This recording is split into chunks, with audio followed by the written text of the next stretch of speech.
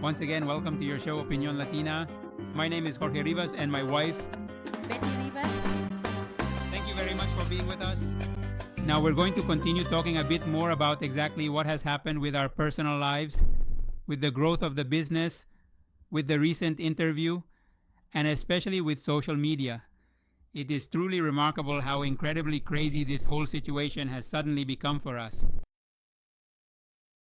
All of this. Yes, just because of one interview. Very simple. Simple? And well, I mean, for us, it's very normal. Simple and simply for giving your all, for expressing yourself, for expressing and sharing your thoughts with the world, your own. Without any fear from then on. Yes, I mean, for many people living in society today, if you happen to have a certain specific look, no matter what your actual physical appearance is, you often feel like you have to fit into a very narrow category. Is it called a cubicle? What do you call it? No, in a box. I mean, you have to fit into a box because if you step out of that box, let's say this table is a house, a box, and I, because of my physical appearance. Do you dare to step out? Yes, physical appearance as a Latino who speaks Spanish, an immigrant. That you have an accent. I have to fit into this box. If I dare to step out of that box, oh. My God. And the saddest part, the Hispanic people, our own fellow citizens, as the saying goes, the people who claim not to be racist, not racist. That is precisely the case. The ones who, as they say, possess a profound sense of affection for every single person, just as long as you conduct yourself in the exact manner that they instruct you to follow. Or that you act just like them because they think we're just sheep. We all go along like sheep. And if you think differently, where are you going, Vicente? Where do all the sheep go? Yeah, and then, well, I've been looking and, well, a lot of people are sending me messages like they say, hey, it's Betty. They tell me now, did you see your trending? They say on TikTok. And I say, no, keep in mind, like, we're not the type to be on there all the time, and even less on TikTok, even less. But they say, oh, no, you'll see. Look. So then I started to look. I have TikTok, Sammy's Mexican Grill. You have TikTok? And I started to look. And what a surprise I got. Hundreds and hundreds of people. Thousands, you mean? Thousands and thousands of people making videos, insulting you, saying, how dare you say that those from LAI are welcome at Sammy's, that they'll eat for free and be treated with respect. I mean, they say a string of stupidities, because to me that's what they are, stupidities. And many of them, these TikTokers, don't even know us, don't know our names or where we live. And they're just telling lies. A lot of them, I was watching, 50% or more of what they say is just lies. That those who heard that someone said, that someone said, or I don't even know where they got it from.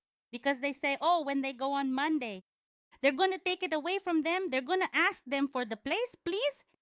Thank God the place is ours. It's ours. We own it. We had it built ourselves, idiots. So they criticize you for saying that you're going to give them at Sammy's free food to ICE agents. And that you'll treat them with respect. But now I say, when I see so many TikTokers making money off your interview, not you. You're just feeding the ICE agents or the ones who show up at Sam's. And you're feeding that bunch of lazy people, because those really are the lazy ones who have nothing to do. Instead of being on TikTok making videos, spreading hate or posting and promoting hate and telling lies.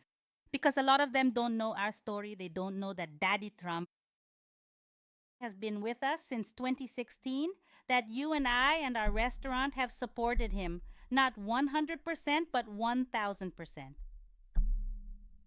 And him too.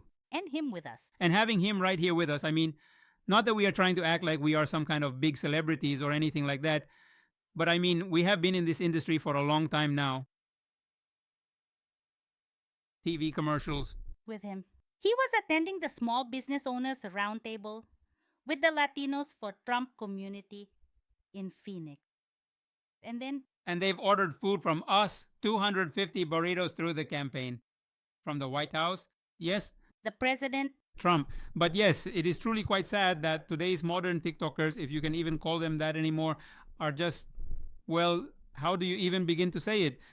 They seem so different now. Yeah, they are opportunists and they spread hate.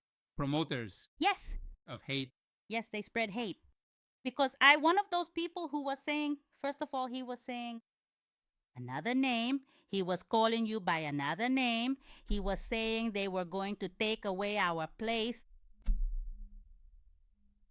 that we were about to go out of business, that 3 Doritos later, like the Mexicans say, that means, well, that you're out of business right away when they don't even know. They don't even know that since 2016, they've been trying to shut down our business. We are stronger than ever, and they don't know that this year, God willing, we're going to celebrate 30 years. 30? Years. Young. Right? Don't hate us for being good looking and. Young. No, but sadly, there are a lot of people who spread hate. And among them, I know he posted a video of me on his account. One that supposedly, who doesn't have much of a brain. The only phrase that the poor fool ever seems to utter is my people. He seems like in my hometown, they call him, Transgender. well, Pipian, as they say over there, because I mean, the poor guy doesn't know anything else. But I know he's one of the big. The promoters are those who promote the event to others. Yeah. Who spreads hate among our people. And It's a shame that he instills it in them. Yes, he instills it in them. He instills fear in them. fear. And he makes them believe that he's a good person, that he's going to help them when he becomes an immigration lawyer. And he constantly sells them on these idealistic dreams and extensively romanticizes every single aspect of the situation. Like the Democrats do these truly remarkable and historic feats, and they are simply the best. When it's a lie. Yes, and that's really sad. Knowing that in our community, there are so many people in the Latino community who follow him to such an extent, and all he does is cash in big checks based on hate and lies. And what he promotes is just a mess, plain and simple. Yeah, and he took your interview and put it out there, and he takes advantage of the fact that he has like 14 million, something like that, followers. And there they all go like little sheep. He called you an idiot. Look who's talking, the king of idiots. He's the king of idiots and he doesn't even realize it. But like I said in the other video we made, just because you are an immigrant who moved here, and just because you actually came here to this country, it doesn't automatically change your situation. No. Simply because you have become an adult or are a teenager, it absolutely does not mean that you are obligated to support the chaotic and destructive mess that these individuals are currently making in the streets. I mean, it doesn't mean that. I mean, just because you're Latino, you're an immigrant, you're Hispanic, you don't have to support the mess that's happening in the streets. Hey, but as a Mexican, I know that in Mexico things are really bad because of all the drug traffickers and all that. A lot of killings in Sonora, in Sinaloa, everywhere. I mean, and people, for that reason, a lot of our people come to the United States Seeking peace and quiet. because they want peace and quiet and safety. Safety because they want peace, because they want order. How is it possible that these Mexican people support what this guy is doing? What he puts on TikTok? I mean, what he puts in their heads. That what we support, being good citizens, respecting our officers, that's somehow bad. I mean, how? I just can't wrap my head around it. The opposite of not supporting the officers is supporting the wicked, the damned, the destroyers, those who are making a mess in the streets. That's it. I mean, either you're with the people who are actually doing what's right and proper, or you're with the leftists. Are you with the guerrillas? Rebel? The various guerrillas, leftist groups, communist factions, and even the Democrats. So we must ensure that we are not easily fooled or misled by every one of those individuals who desperately want to make you believe their narrative. To use, yeah, they're using you. They are using you. They are making you believe that they alone own the truth, and they are getting very rich. Because every TikToker who makes a video about you, who gets thousands and thousands and thousands of likes and comments,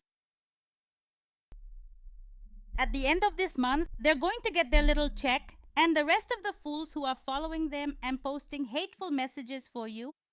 But I know that nothing gets to you, my love. Of course. It doesn't. God is with us and with Him. Absolutely nothing can ever harm or endanger us. And we must always keep in mind that we have a moral obligation to speak up loudly and clearly to say that this anarchy, this chaos, and the lawlessness that is happening in our streets right now is completely unacceptable. And it must be fought, resisted, and destroyed at any cost. Because if we truly want our children and our grandchildren to have a bright and prosperous future, a future where they can actually achieve the American dream, there has to be a foundation of law and order. Order in the streets, order in our cities. And many thanks to President Trump and his cabinet I love you, President Trump. for having the courage to do what's right. Thank you very much. God bless you all. Until next time. And like I always say, give us a like,